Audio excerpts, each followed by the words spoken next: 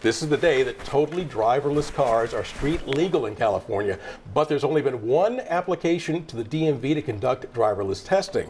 Joining me now with more on the push for self-driving cars and where we are is Ian Scher, executive editor with CNET. Now, I think I read there were 50 companies working on the tech, but there's only one application for it. Yeah. Should we be surprised by that? I'm not. I think that after especially what happened with that crash, it's really, we're in a situation now where the entire industry needs to take stock of what's going on. They need to figure out what they're going to do going forward. There's a lot of legal questions that need to be answered, like who's responsible when a piece of technology causes this problem. All of these things need to be dealt with. And I think it's right that a lot of the companies have kind of stepped back, put the brakes on it, if you will. You have different municipalities saying, you know, let's be careful here.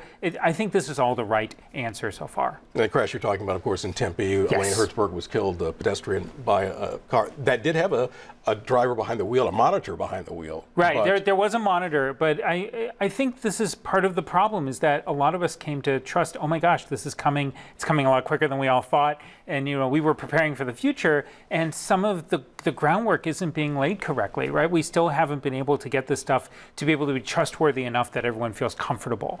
Were we not cautious enough? You know, I can't tell. I think that certainly you would see some people debating that, saying, look, these companies were going way too aggressive. And you might see some people saying even the municipalities were going a little aggressive. I think that there are questions that need to be answered that we are now coming to grips with. And it's good that we're having this conversation, right? Again, who's responsible if these things go bad? How do we program these things to be trustworthy enough? You know, we've got airplanes taking off and landing with computers. Can we trust can we trust our cars the same way? All these types of questions need to be answered, and I think that we were doing all these tests while we were still figuring out the answers. Yeah, well, with planes, as you mentioned, yeah.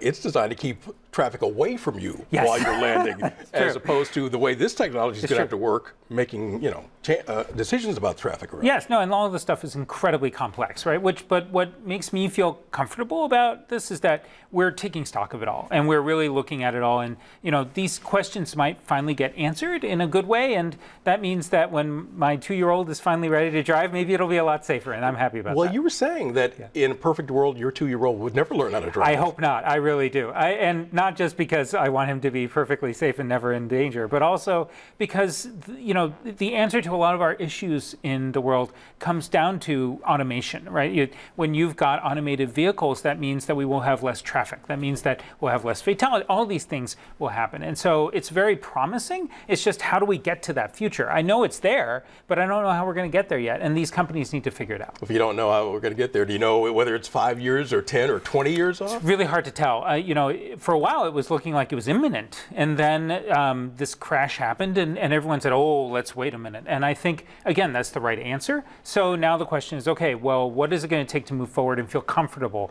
And that's important questions. Yeah, we'll all have to stay on top of that. Yeah. Ian Scher with CNET, thank you very much for joining us.